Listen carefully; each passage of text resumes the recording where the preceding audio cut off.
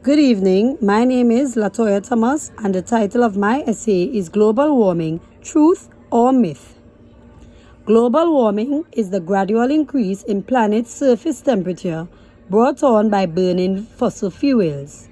The greenhouse effect happens when sunlight enters the atmosphere but is unable to leave and return to space. As CO2 and other air pollutants build up in the atmosphere and absorb sunlight and solar radiation, the danger of droughts and floods increases, the sea level rises, coastal land is lost, precipitation patterns alter, and challenges to biodiversity arise. There is such a thing as global warming. It has a detrimental impact on the earth, and since human activity is primarily to blame, we need to discover solutions to lower the risk and stop the problem from getting worse. In the first place, global warming has a detrimental impact on the earth. First of all, ice is melting all across the earth. The melting of most of this ice raises the sea level. Sea levels are increasing by 0.13 inches a year. In recent years, the rise has accelerated and is expected to continue doing so in the decades to come. Secondly, while wildlife and their habitats are being impacted by rising temperatures, many species are moving as a result of the change in temperatures. The migration of several foxes, butterflies, and alpine flora to higher, colder latitudes or farther north has occurred. On average, precipitation has increased around the world. However, other areas are going through more severe droughts, which raises the danger of wildfires, lost crops, and water shortages. In addition to global warming being detrimental to the earth, many human activities are also to blame. Human activities increase the greenhouse effect, which causes global warming. When specific gases, referred to as greenhouse gases, accumulate in the Earth's atmosphere, the greenhouse effect occurs. These atmospheric gases are also known as carbon dioxide, methane, nitrogen oxide, and fluorinated gases. The largest source of carbon dioxide that people emit into the atmosphere comes from burning fossil fuels like coals, oil, and natural gas. In a large number of electric power plants, fossil fuels are burned. Another method individuals release carbon dioxide into the atmosphere is through cutting down trees.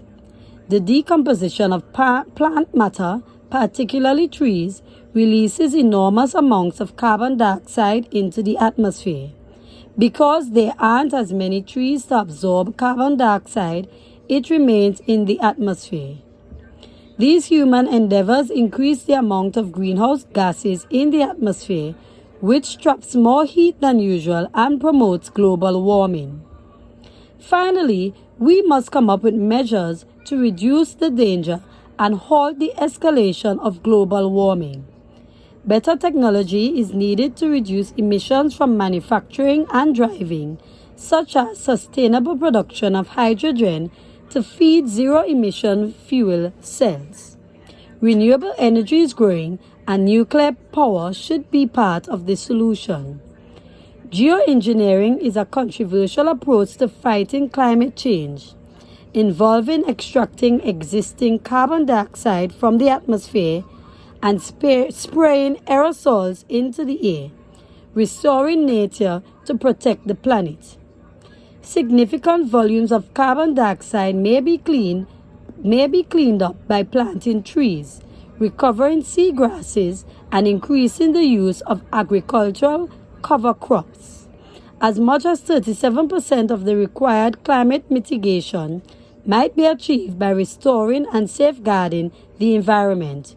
A win-win situation for environment can result from protecting these habitats and biodiversity.